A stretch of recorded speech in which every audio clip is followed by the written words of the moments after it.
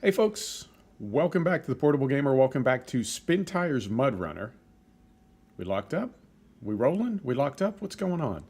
Man, it's been a technology couple of days. I'll tell you what, let's get started and we'll go from there. So as you can see, I loaded up all the log trucks. We have this one that we're in, and we have the one to our immediate right. Are 3 points. In front of us is it's the 4679, that's 6 points.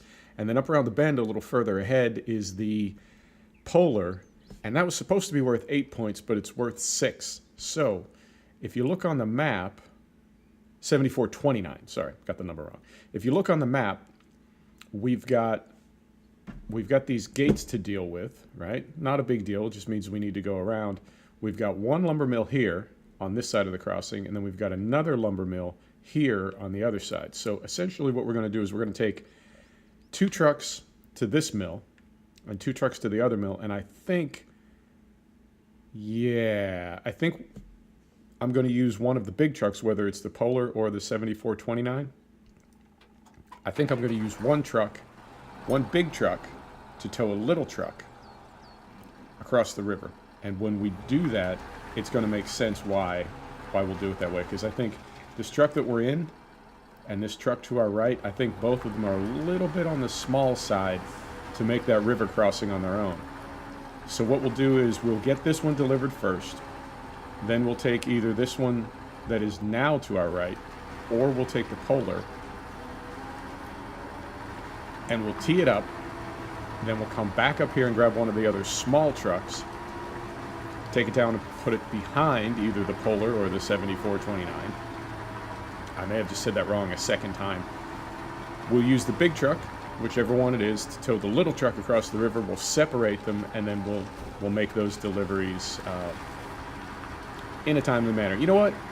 Maybe we won't separate them. Maybe we'll keep them together even after we cross the river. Maybe we'll keep them together just to save time. Okay, we'll see when we get down there.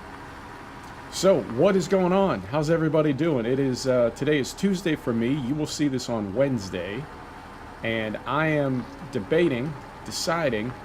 I got a really nice comment. Somebody said that they liked my Project Cars 2 vintage races. I appreciate that. I appreciate any comments. I really do. It's it's a small channel, but people are starting to interact with me, and I really do like that. It's nice to know that the content that you're making is getting to the people that you want it to get to, and that people that get it are seeing it. That's super, super awesome. But I realized I haven't done a lot of Project Cars 2 lately. I haven't done a lot of racing at all for the past few weeks because I haven't had my wheel, but I have my wheel back. And Project Cars 2 is a tricky kind of sim, because it is a sim.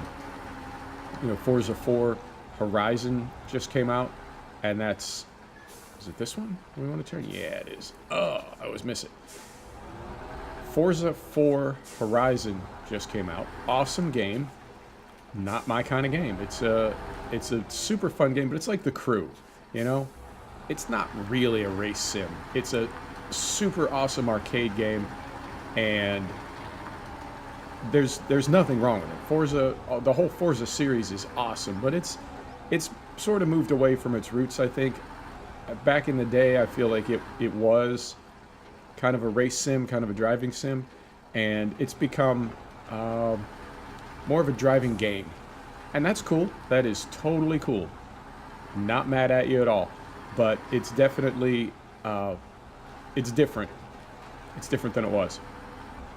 So, not my thing. And Project Cars 2, I feel like, to me, is the first, like, as you're going down the ladder, up the ladder, across the ladder. There you go. If you're looking at something like R Factor 2 or iRacing, if you're looking at that as your sort of top tier racing sim, right? And then you're working your way down the ladder down to something like The Crew, which is a driving game, but it's not even trying to be a race sim. I feel like Project Cars 2 sort of is right it's right on the sort of the transition from game to sim. And I've said this before in other videos. If you just play Project Cars 2, it seems like a really good race sim. And it seems like a really good race sim until you play it alongside something like R Factor 2. Now, something I can say about Project Cars 2 is it is probably the most immersive race sim or race game that I've ever played. I was doing some testing earlier today at historic Spa, right? The old long loop out through the country with the Mazda Kink. I was doing some testing and moment. Let me remind myself where my turn is. Yeah, it's right there. And then down and then right in there. Okay. So I was doing some testing, and the 66 race, the famous 66 Grand Prix at Spa, it was raining. So I turned the rain on. And it was foggy, so I turned the fog on. And there's just this incredible spray coming up from the cars in front of you, and it's, you know, vintage F1 cars. They're super fragile. You can't make any contact at all with anything, or the car takes really significant damage, and it's super, super immersive. I love it. And I realized I hadn't played it for a while. And like I said, I hadn't played any race sims for a while, but I really hadn't been spending a lot of time in Project Cars 2. And I saw that comment yesterday, and I thought, you know what, let's do tomorrow, even though Wednesday is typically trains, and I mean, it's always Spintires now, but we do trains on Wednesday. Come on. There you go. We do trains on Wednesday, and I feel like the train videos really only work if there is a DLC or something, and there isn't one. So I thought, let's do Project Cars tomorrow on Wednesday. So we're going to do that. Tomorrow for me, today for you, because you're seeing this on Wednesday. But yep, you're going to record this, and then we're going to hop in Project Cars. And I have a couple ideas about what I want to do. I got a vision, yo. Just go straight across. I'm going for it. I'm risking it. So yeah, I've got a couple ideas, and we'll see how that all turns out. And the upside and the downside to telling you what I'm thinking about doing is, on the one hand, I'm sort of locked into it. So I can't, you know, if it's really not working out, I don't have any choice. I just got to make it work because I already said I'm going to do it. And that kind of sucks from one angle, but then from another angle, it's like good, because now I'm committed, and no matter how problematic my plan turns out to be, I just got to stick with it till it's done. And that's something that I have to say I kind of enjoy. I like challenges like that. Right. This is 3. This is 4. Fantastic. So we've got 4 of 8. Okay.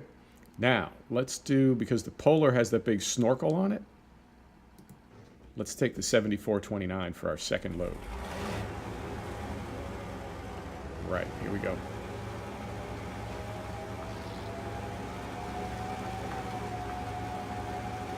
I did go ahead and load the logs overnight in-game.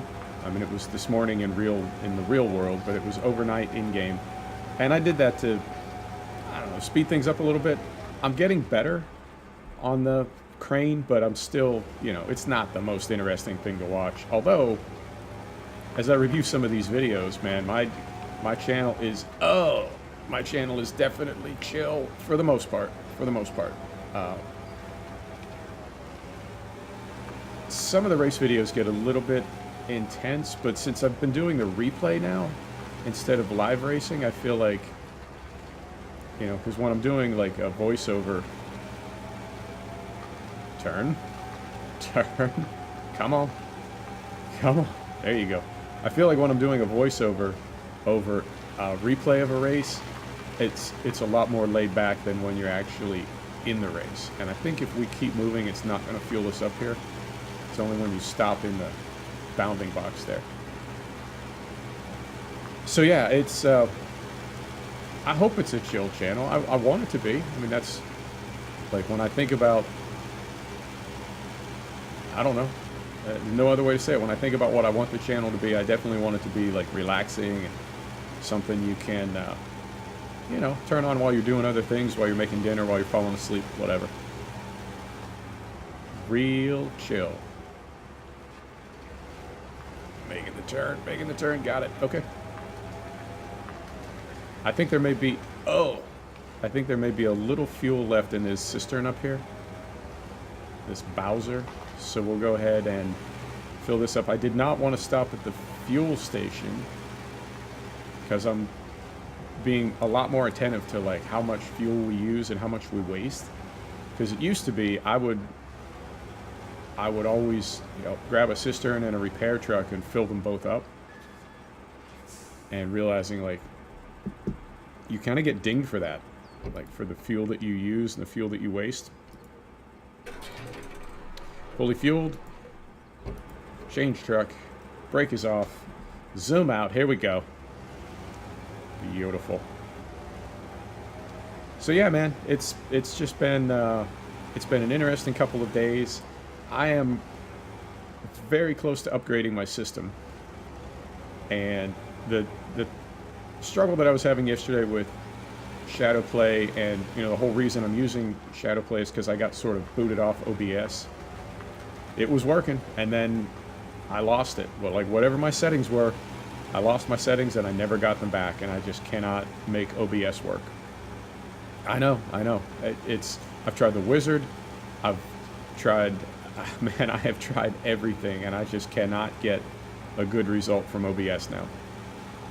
So that's the whole reason I'm in Shadow Play, but I know an even better solution is just to go Elgato, because it completely unloads from your graphics card. Like, you've got no extra resources being pulled away from your graphics card, and so that you can run whatever settings you want as far as like game quality, graphics quality within the game. You can run anything you want because you don't need to compromise a graphics setting to spare a little bit of your card for the capture. So I know Elgato is kind of the way to go, and I'm also very close to pulling the trigger on my new system, and I'm excited about that. But I'm also, I'm thinking about getting an accelerator. I'm thinking about getting a GPU accelerator, or a GPU extender, as some people call them, which is basically just a small chassis with a power source and a slot for a GPU, slot for a video card. And it's good in a way because it's cost effective for one thing. But it's also good because it gives me the flexibility to keep my gaming laptop. You know, I don't want to go desktop. I don't want to go gaming desktop. I'm still trying to be portable. But I also don't want to spend like $3,500 on, well, a super high-end HP Omen or Alienware or something. I just don't have that budget. So I feel like the GPU extender is a nice compromise. I'd be able to run a 1080 or a 1080 Ti. You say Ti, you say Ti. I've heard both. I'd be able to run a 1080 card.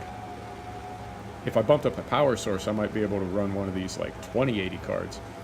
And then you basically just Thunderbolt into your laptop. Now they tend to be brand specific, so there are Alienware. Did I make it? Did I not make it? We gotta back it up. Back it up. There we go. So Alienware makes their own extender, their own accelerator. Okay, so that one's delivered. And let's get this thing out of the way, and then we'll pull that little truck up. So Alienware makes their own. HP makes their own. And I think that's going to be a good compromise, because it lets me continue using the gaming laptop that I have now, which is not that old. It's only 8 months old, and it's a good card. It's a good processor. It's an i7-7700. It's, you know, it'll do. It's tight, and even the card itself. I mean, it's a 1050, which is the same thing. It's not great, but it'll do. It'll definitely do. So it's not like I need to replace my system. I just need a little bit more performance, and I feel like the accelerator is the way to go. And also, I feel like if we time it right, we're going to end up in a kind of like an offset, right? Like a 9-month or a 12-month offset. So basically, we get the accelerator now, right? When my system is 9 months old. And then 9 months from now, or a year from now, then we do upgrade the gaming laptop, because at that point it's 18 months old, right? But the 1080 or 2080 or whatever we can fit in that accelerator, now that card is only 9 months old, or a year old, or whatever. You see what I'm getting at, right? Like at any given moment, we'd be a few months out from an upgrade, but all of those upgrades could be a little bit more, like we could be a little bit more budget conscious and not be thinking about that $3,500 gaming laptop. And believe me, I would love to do that. It's just not feasible right now. It doesn't make sense. As much of a gamer as I am, I can't justify spending that kind of money on a hobby. And the deal that my girl and I have is, you know, whatever the channel justifies, whatever the channel can support, you go ahead and do it, you know. So if I was making money from the channel, then it's like, yeah, knock yourself out, get all the gaming laptops you want, if it's something that's making money, but not for a hobby. So I think by doing it the way that I'm sort of visualizing, it'll be a nice compromise, and we'll get hopefully really good performance without dropping a ton of coin all at once. We'll see. We'll see. But in the meantime, I think the Elgato might be the way to go. And I'm really curious what Elgato does as far as, you know, I run most of my games on, I just have all my settings on high. I usually can't sustain any kind of like extra high, ultra high, epic. I just can't, you know what I'm saying? I can't get that high, is what I'm saying. Wait, what?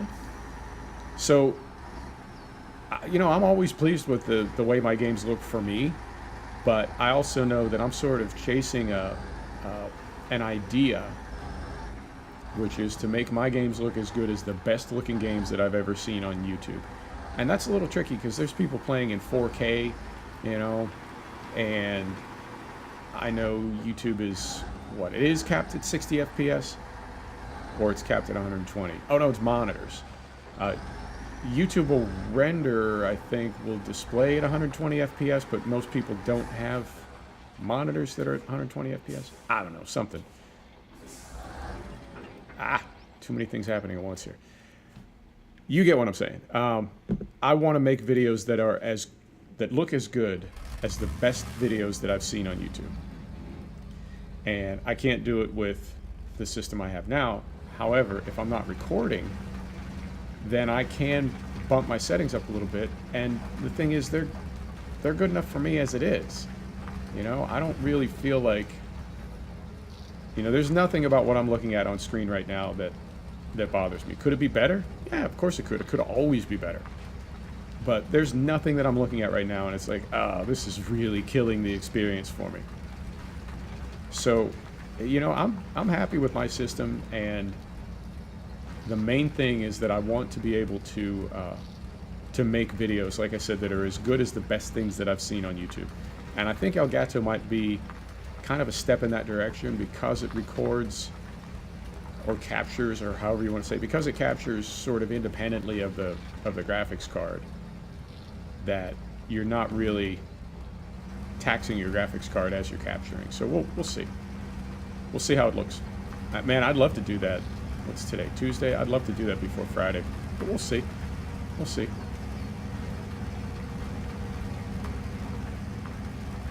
This truck is, you know, of the two that I could have taken across the river, they both had 3 points, 4 points. They were both small loads of logs. They're two small trucks, right? I could have taken either one of them across the river. I feel like we should have taken this one down to the close log camp.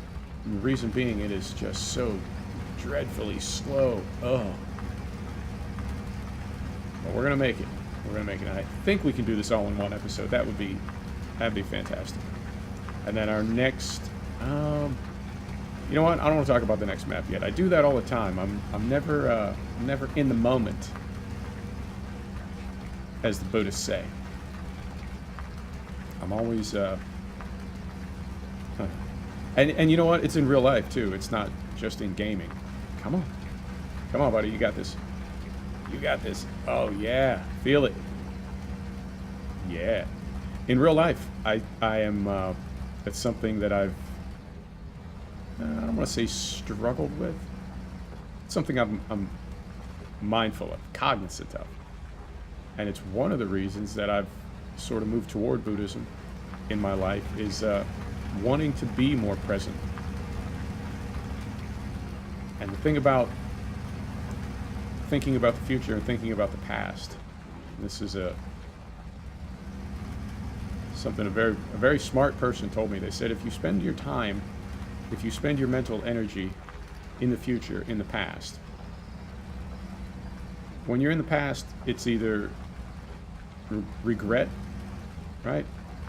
Feeling bad about the past, or it's nostalgia, feeling good about the past, but knowing that it's gone, right?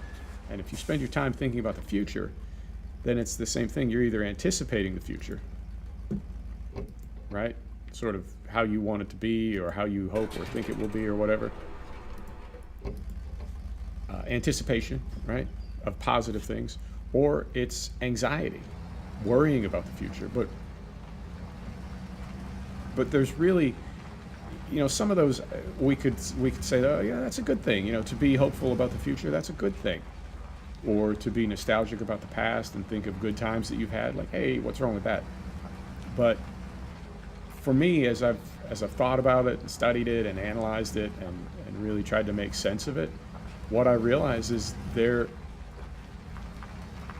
aren't really good reasons to think about the past and the future too much. A little bit is fine, but not too much. And even those positive things are in their own way negative, because they're still pulling you away from the now. They're pulling you away from the moment. So small examples can generally be extended out to represent greater things. And for me to think, we'll be done here in a minute, and the next map is, and it's like, you'll get to the next map when you get to it. You need to be here in this one. Not because it's like so hard or you need to concentrate or whatever, as I run over a tree. Not because it's so hard or you need to concentrate, but just this is what you're doing now, Be here, be in this moment now, and enjoy this map, because you'll get to the next one when you get to the next one.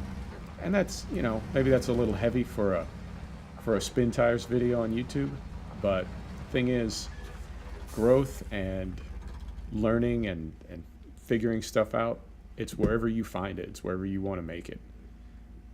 It doesn't need to be here. It doesn't need to be there. How do we want to do this? That one goes nowhere. This one goes here. Let's do this one. Let's cross here. Tell you what, let's pull up right here and park, and then we'll bring the other one up behind it. Okay. Right, so we'll start this thing up.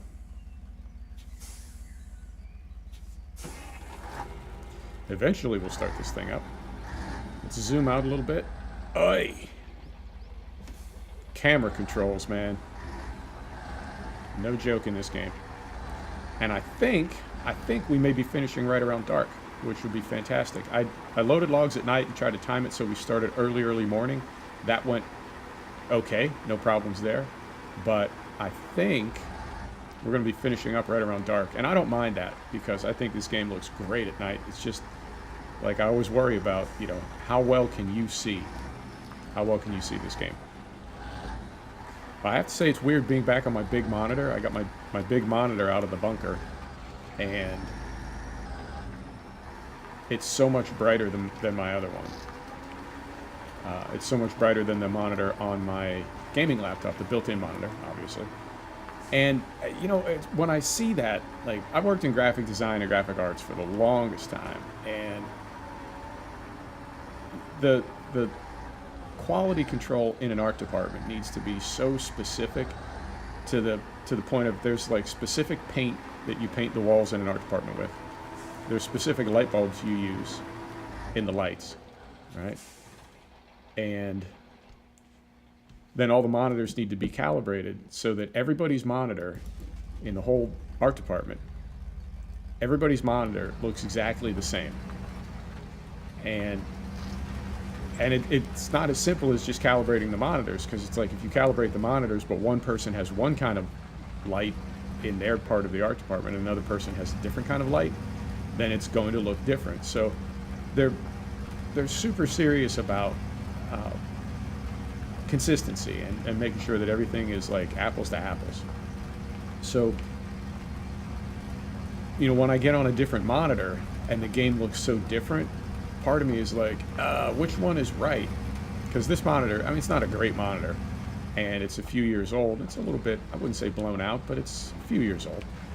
So it's like, you know what I mean? Is this a good monitor is this a good look and it's just held up, you know, since I got it? Or is this all blown out? Or is the monitor on my Omen too dark? Or so it's tricky, and I don't want to get into a cycle where I'm like chasing the dragon, you know, where I'm making a lot of changes and constantly trying to get everything to look a certain way, knowing that it's going to look completely different on your system anyway. So I don't know, man. I don't know. Living and learning. Now, are we close enough that we can get up there? No, of course we're not. So let's go up here. Hop in the polar. No, no.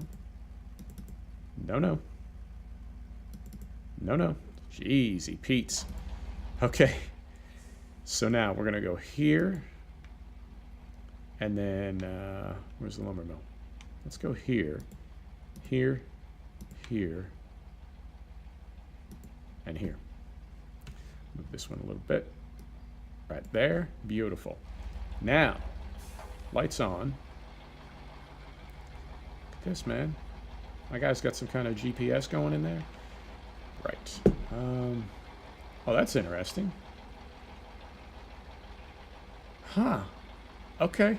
I don't really have a winch point. I don't feel great about that, I must say. I do not feel great about that. Okay. We're going to risk it. Got that there. Got that there. Here we go.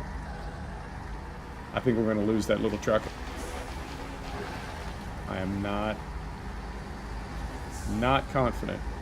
Oh, man. This is like Stephen King. We're just driving into, like, oblivion here. Good grief.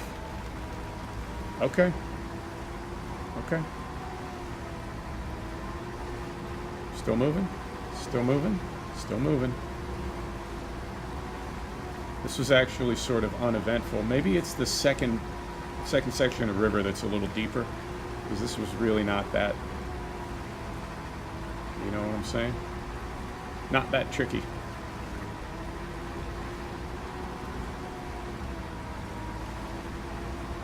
Swing around and take a look out back. How we doing? Oh, we're doing great. Okay.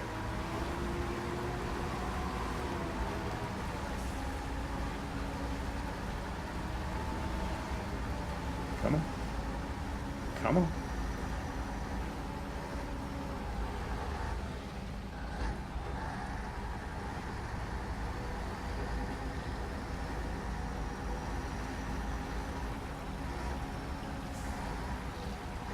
All right.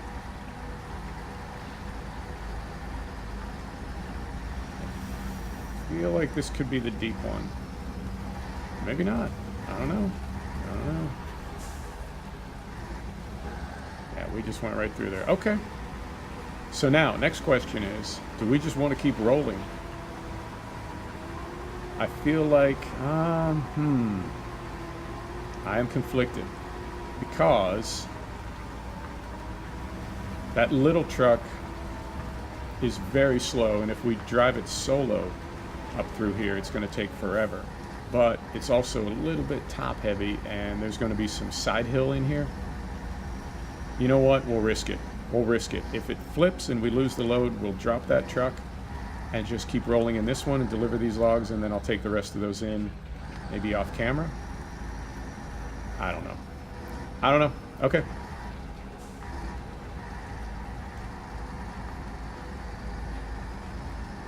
Yeah, even this bend right here is kind of tripping me out. You gonna make it, little buddy? Can't even see him back there. Yeah, he's doing all right. He's doing all right. All right, let's go for it. If he flips, he flips.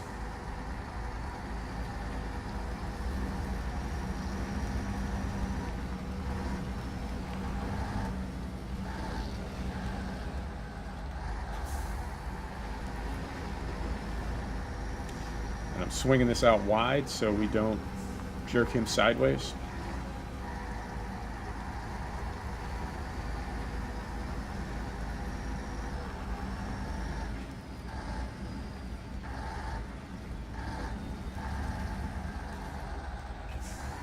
Man, okay.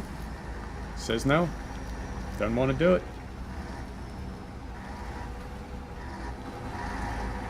Still okay back there? He's still doing okay.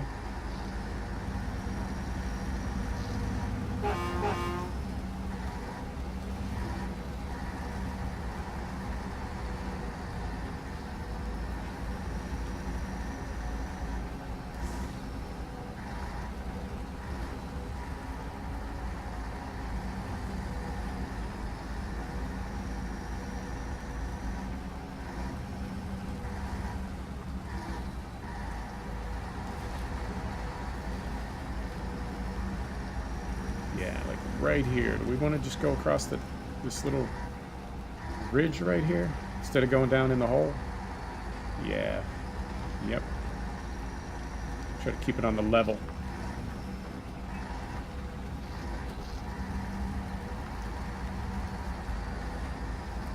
I don't feel like this truck is going much faster than the little one would have gone on its own, but we're essentially taking 2 trips at once here, so I'm okay with this. Man, it just does not like coming out of first gear. Okay.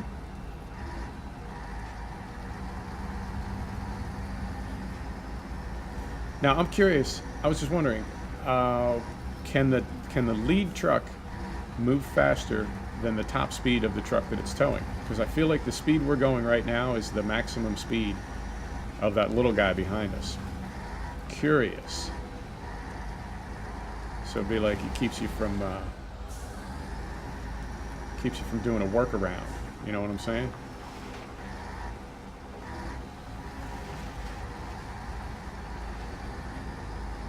Oh, it's getting a little leany back here.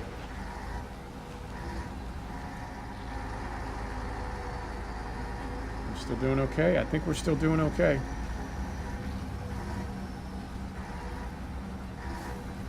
Holy smokes, we made it. Okay.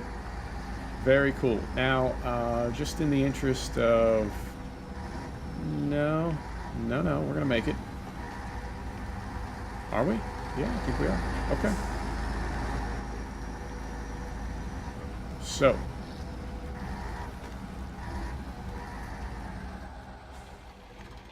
So first we're going to release him. And then we're going to deliver some logs. Let's get this thing out of the way.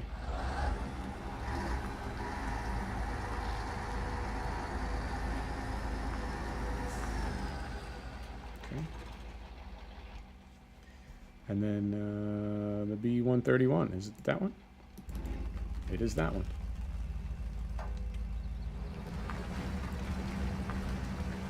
Well, that was, well, it was sort of uneventful, but it was like everything went exactly the way I wanted it to. That doesn't happen too often. Come on, get up there, little buddy. Get up there. Right. Unload this one. Boom.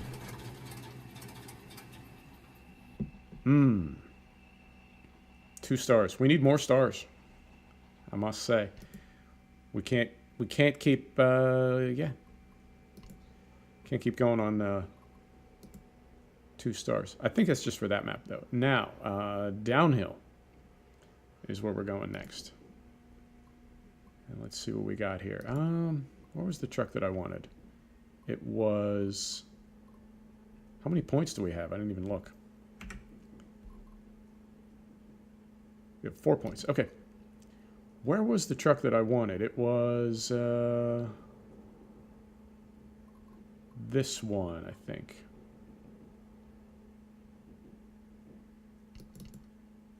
It was that one, and then we have 1 point. Let's do this. No, just a single click. 1 ping only. Now I got too many of those. Where is it?